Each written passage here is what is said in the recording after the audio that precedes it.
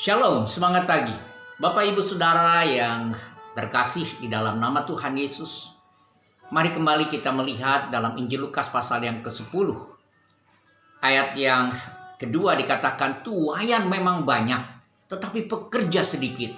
Karena itu mintalah kepada Tuhan yang mempunyai tuaian supaya mengirimkan pekerja-pekerja untuk tuaian itu. Saudaraku, satu perkara yang menarik di dalam bagian firman Tuhan ini, kita tahu bersama ada tuaian yang banyak,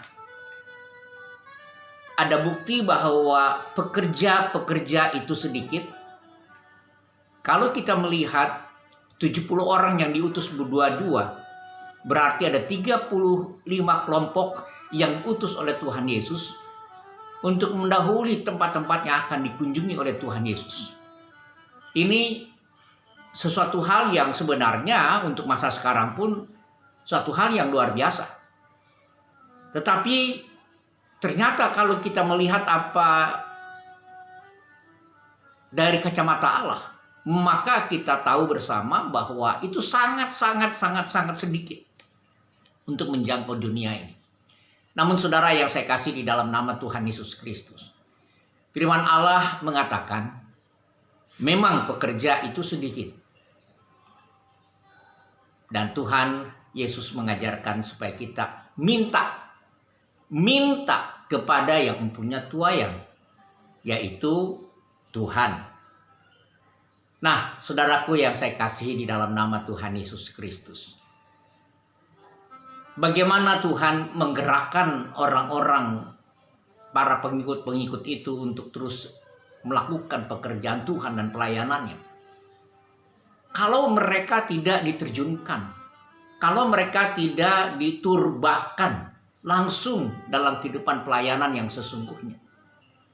Itu sebabnya saudara yang saya kasihi, ada banyak hal dalam kehidupan ini.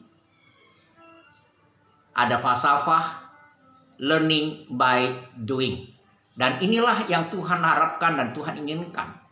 Agar saudara dan saya, kita belajar pada waktu kita melakukan. Kita tidak akan pernah mengerti apapun juga kalau kita belum pernah melakukan.